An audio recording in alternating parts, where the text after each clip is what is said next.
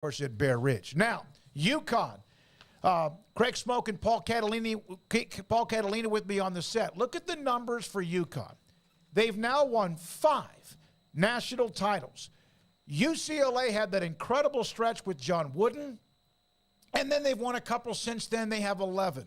Kentucky, and they've been in a drought since, 14? They have 8. North Carolina has 6.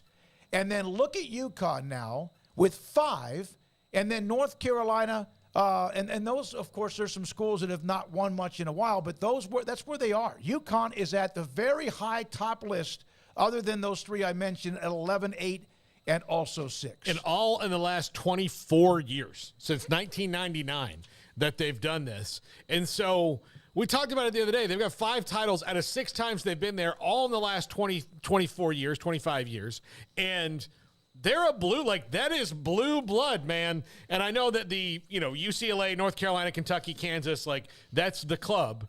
But UConn is in it. I mean, they're absolutely in it. And they do kind of get left out, I guess, because they're in Connecticut. I don't know why, but they've now done it with 3 different coaches. And Danny Hurley doesn't look like it's going to stop anytime soon. And had to come back from NCAA problems with Kevin Ollie, a little bit with Jim Calhoun, but with Kevin Ollie and all the things that happened there, Dan Hurley, what an absolutely fantastic job he did with this team. They're a blue blood. They're a new blood, as even someone mentioned yesterday on our show, Craig Smoak. They pretty much, it was 10-6 or whatever. Then here they go, and I don't think San Diego State scored for 6 or 7 minutes. They made a nice run, gutty run near the end, but UConn wins every game by an average of 20 points over the 6 games in the tournament.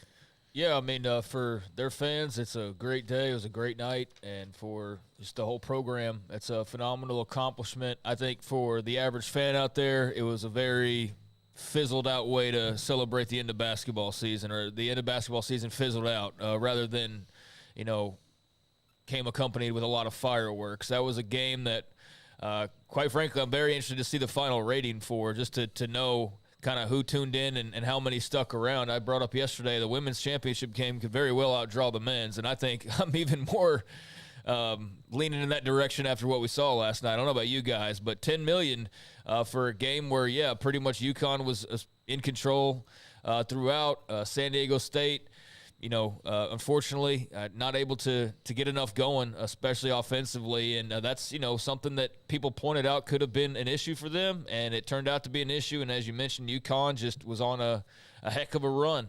Quite the tournament for that roster, for that program. And, I just wish we would have had more bang for our buck at the very end. The women's championship was not that close of a game, quite frankly. I mean, there were ebbs and flows in it where, Iowa got within a certain amount of points, but it was, more about the, extracurriculars in that one. And I don't know really what we'll be talking about with this one, other than just perhaps the UConn Blue Blood a storyline, I suppose. Just the fact that they've done it multiple times, multiple different ways now at this stage, multiple different ways. Yeah. I think it's, as far as the Blue Blood goes in that conversation, I mean, they're now with Indiana and Duke.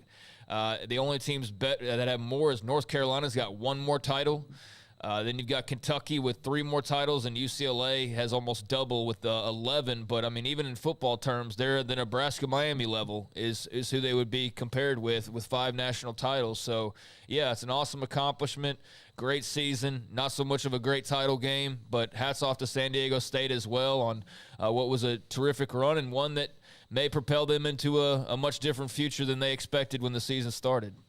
So UConn wins it, their 5th national title in less than a quarter of a century, which is pretty amazing that they've caught who they've caught and passed who they've passed along the way. And so there's that. Now, we mentioned the women's basketball